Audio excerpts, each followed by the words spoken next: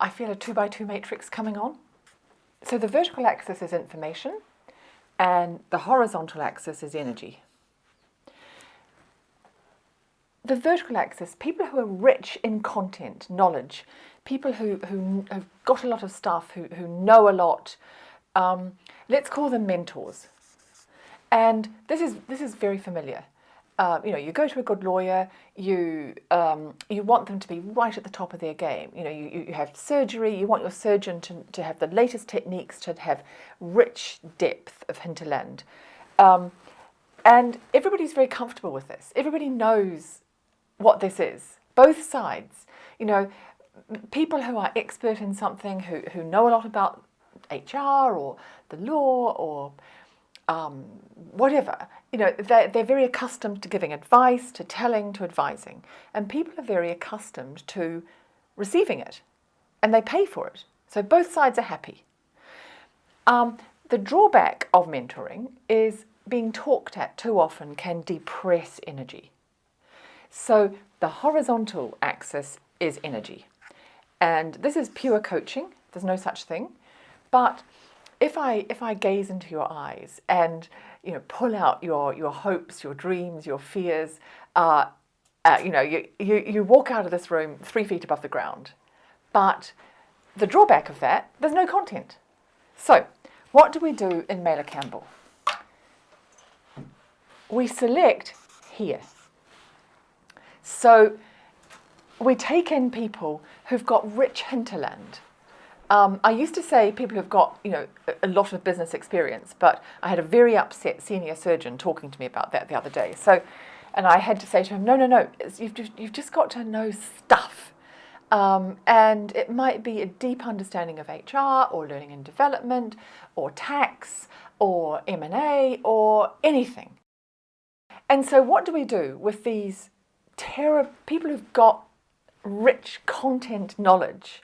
I mean, paradoxically, we drag them kicking and screaming to the furthest corners of pure non-directive coaching, because that is the most valuable thing to do with these busy people's very, very scarce time. They can do this. Typically, this is the thing where there's the most upside potential. But this journey can be quite difficult, because if you've been selected initially and then trained and reinforced for years and years and decades really, to tell, to give advice, to live on your wits, to always have to be at the top of your game, for people to respect and love and admire you for what you can tell, then it's very difficult to give it up. And sometimes people have worked really, really hard and very intensively, and all the other aspects of life have been squeezed out, and it's come right back, and it's become part of their ego identity.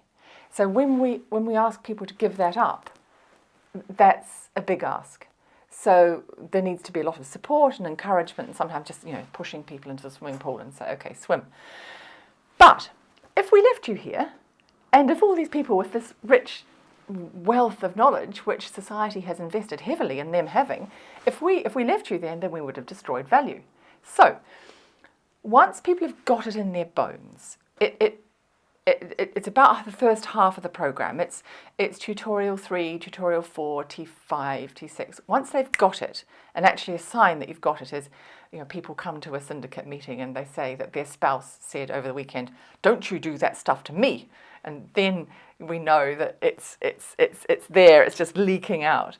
Then we do a sharp handbrake turn, and we turn around and say, okay, bring that back in.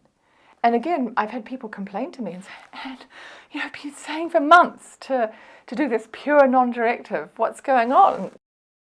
And so we want people to bring in the content knowledge they've got. And typically, people get about here by the end of the program, where they are bringing back in their content knowledge. They are absolutely able to coach, but it's still feeling a bit conscious. And the rest is the rest of the life, really. And we want you to get here by, at some point, probably some years after you've finished, where you are world-class on the ability to tell and world-class on the ability to ask. And that is a Meyler Campbell graduate.